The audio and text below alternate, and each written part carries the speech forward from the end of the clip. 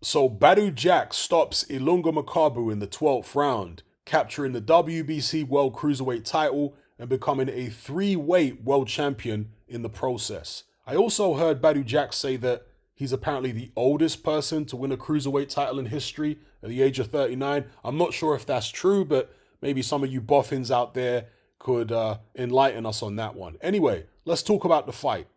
Well, going into this contest, the champion Makabu was on something like a 7-year unbeaten streak. His last loss was to Tony Bellew back in 2016. I'm sure every British boxing fan knows about that. But since that time, he's put a number of wins together. He became WBC Cruiserweight Champion. But truth be told, I've never been particularly impressed with Ilunga Makabu. Yes, he's a tough guy. Yes, he always could punch.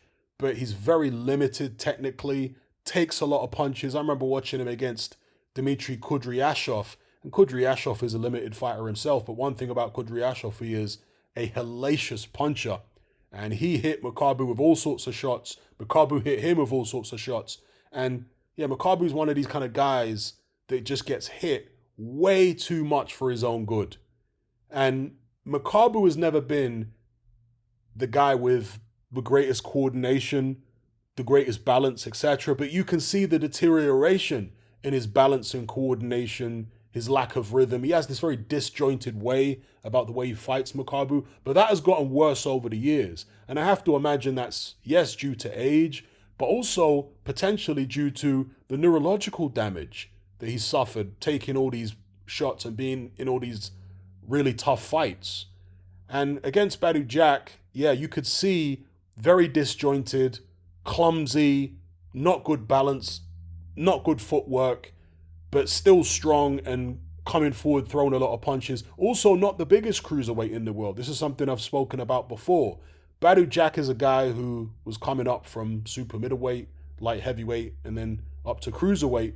He actually weighed in heavier than Ilunga Makabu. With that being said, Makabu looked like the physically stronger guy in there. He was the one pressing the action the majority of the time and forcing his will on Badou Jack. Badou Jack definitely looked like the better boxer. He was more precise, more accurate, but didn't appear, at least to me, to throw as many punches as Ilunga Makabu. So Makabu was on him for most of the fight. Badou Jack scored a knockdown. I believe it was in the 4th round. Makabu didn't appear to be particularly hurt. Their feet kind of got tangled up at the same time that Badou Jack landed this shot, and then Makabu did a back roll. It was almost reminiscent of Makabu's knockdown of Tony Bellew when they fought back in 2016. And in fact, I should just mention this. The referee for this fight was from Liverpool. So I don't know whether that was like a bad omen for Ilunga Makabu going into the fight, that the last time he lost, it was to somebody from Liverpool. Anyway, Makabu coming forward, pressing the action, Badou Jack doing the better boxing, better punch picking, but it was back and forth between them. It was a close fight most of the way through, but then Badou Jack separated himself from Makabu when he managed to drop him. I believe it was in the 11th round, and this time Makabu was actually hurt. The first knockdown early in the fight, Makabu wasn't hurt from that, but this time he was actually hurt. Badou Jack landed a great right hand. He pressed forward to try and get Makabu out of there, didn't manage it then, but in the following round, he managed to get Makabu out of there. You know, when I watched the fight at the time, I thought the stoppage was maybe a bit premature, but when I watched it again, I thought, okay, maybe. And, you know, the reason I'm saying this is because Badou Jack is obviously very popular in the Middle East. He lives in the Middle East, in Dubai, I believe. And so his last fight that he had in the Middle East against that guy who calls himself Popeye, I forget his actual name, but he goes by the name Popeye, and he has the old Popeye outfit in the ring and all this weird stuff. Yeah, that guy was seriously hard done by against Badou Jack. He deserved to win that fight. And I have to imagine there was some serious bias going on there because, you know, the fact that the fight was in the Middle East in favor of Badou Jack. So, yeah, the stoppage against Ilunga Makabu, I mean, it was touch and go. I reckon knowing Makabu's history of coming back from tough moments in fights and being a real warrior, you probably could have let it go on a little bit, you know, especially considering it was a close fight. At least to my eyes, it was close.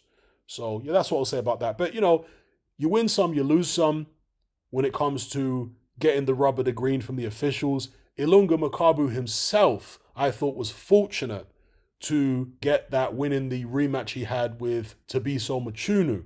He stopped Machunu many years ago, prior to fighting Tony Bellew, and that was a really good fight between him and Machunu the first time. But in their rematch, which was on a Don King show, and I believe Makabu, at least up until that point, was still promoted by Don King. Yeah, they had their rematch, and for me, Machunu was kind of unfortunate not to get the decision in that fight. So, you know, that's what happens in boxing. Sometimes decisions that you deserve are going to go against you, but other times, decisions that you perhaps don't deserve are going to go in your favor. So it is what it is. Anyway, Badou Jack managed to stop Makabu in the final round of the 12th. And I guess that's another reason why I might have argued for the fight to be allowed to continue. It is the 12th round, right?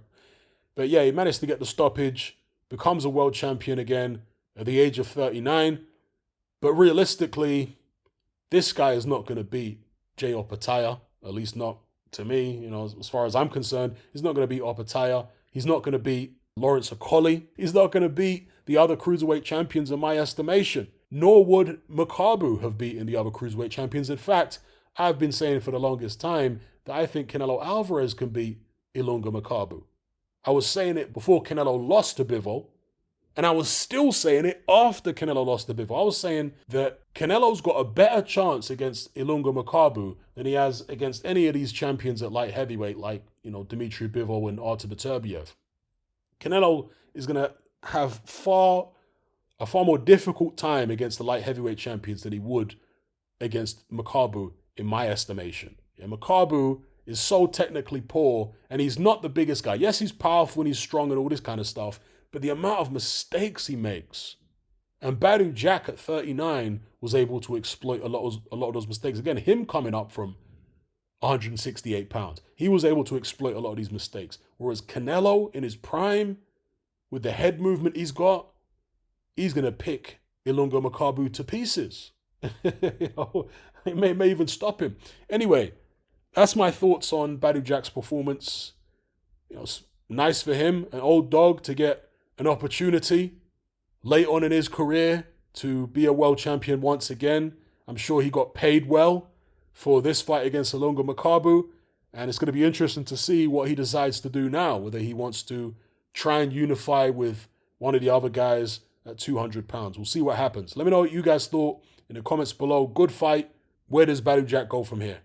Are you sick and tired of the mainstream mindset? Does the dogmatic conformity and pathological ignorance have you tearing your hair out in frustration? Then don't be alone. Come and join our brotherhood on Patreon. We stand as a beacon of reason against an army of insanity. You'll gain access to my weekly topical podcast, where we take more deep dives than Jacques Cousteau on an endless variety of subjects. There's also videos, interviews, live Q&As, as well as a vast back catalogue of previous episodes, including my popular Confessions of a Nightclub Bouncer series. You can listen via the Patreon app or download in high-quality MP3. Connect with myself and hundreds of other members in our Element chat group. There's no contract, no commitment, you can cancel at any time, and it's cheaper than a Mickey D's McMuffin. Just head to my Patreon page via the link below this video and select the tier called the Brotherhood of Reason. I'll see you over there.